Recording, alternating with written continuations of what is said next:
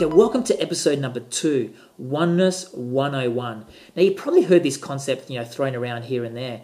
And, it's all about, we are one and, how, you probably think, wait a minute, like, you're over there and I'm over here. How can we be one? How can, how is this possible?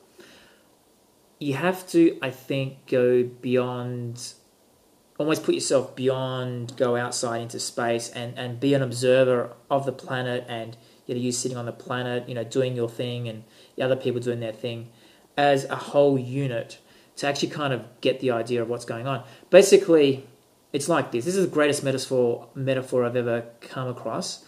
And it's basically all is one substance. Now, what do I mean by that? For example, let's just take a bathtub in this scenario. So in your bathtub, fill it up with water. Now, if you got some ice trays and with different shapes on there and you put them in the freezer, overnight, you came in the morning and you took it out and you had like different shapes, a star, a moon, whatever. And you got that shape. Now, when you saw that shape, it was actually a star. It was a physical star. You could touch it, you could throw it and it'll shatter. You could, you could pick it up, you could feel it, you could see it, basically. Now, what happens if you put that object in the water, that star, that made from ice, put it in the bathtub where it came from, put it in there.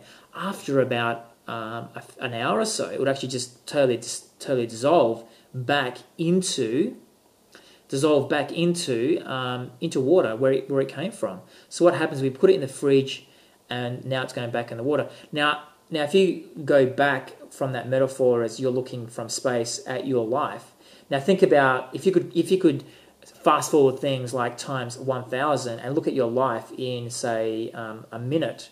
What you would see is that you're born. And then your life happens and you die. And then you go into the ground, you compost and whatever. And what's happened with nature? Nature is growing, the trees are growing, and we're eating the parents are eating the fruits, and then we are created from that.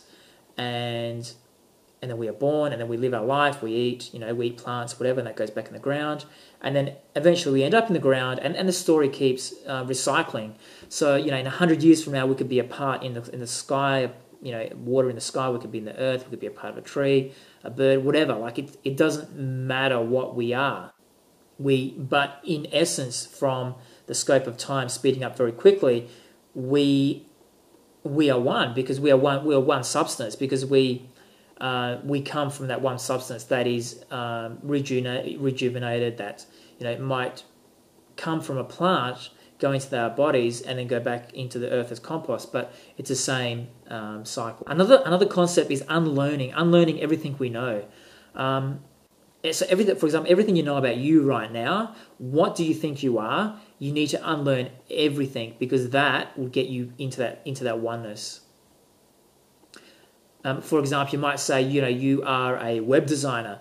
You may be a web designer in your job. But it's not who you are. It's not like, you're, you are like tattooed in your face, a web designer. Another way of looking at it is, from an ant's perspective, he's not looking at it and you think, oh my God, there's a web designer there. Look, that's a web designer. He's just thinking there's a large body mass of something moving and it could kill me. That's pretty much the truth of what's going on. And another way of looking at it is thinking of an object and thinking, okay, if I had 9 memories, beliefs, associations, what is that object?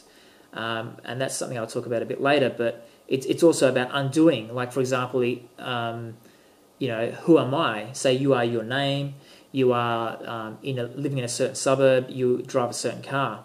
Now, if I said to you, okay, who are you now? If you had no memories, beliefs, associations, or concepts of even car, what is that thing? What is it? It's just, if you had no memories, beliefs, associations, concepts of even car, what is a car?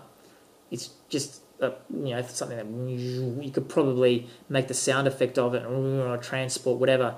But if you got to understand, if you have no memories, concepts, or beliefs, it's just like, it's almost the concept, it's almost what when animals look at us and cars and all the things we've created, that's what they see. They don't see, oh, there's a car, oh, there's a chair, there's a web designer. It's not, we're not labeling things. It just is what it is. It's just an object that moves or makes a buzzing sound or makes a certain noise and has a certain sensation or texture. using our five senses, but that's about all we know. And that's, to me, that is the truth of what it is, and as close as we can get to oneness. Another concept I've heard is that letting go of everything, for example, emptying the mind and coming up with a feeling, and that feeling you end up speaking that feeling, which is basically all about moving away from our mind and going down into our heart. We can intellectualize this to the day, to the cows come home, and the cows are already home, by the way. But it's not about the mind. It's not about, and everything out there is about the mind. Like, for example, like the courses, and even this course, I guess, at one level is about the mind. It's all about the mind. But when we can really experience things from the heart, experience giving something to a poor person, or when we can really experience connection from the heart, that's what we're talking about. It's a feeling, it's a sensation. And this is what I guess the whole essence of this whole oneness is all about. And I had a feeling like that myself. I remember doing one program, and I remember at the end of it, it was almost like my slate was wiped clean, and I'd done so much work, and it was like, wow, like this is like, there's nothing here now. Like I'm nothing, and it's almost like I'm in a white room with white walls and everything's white.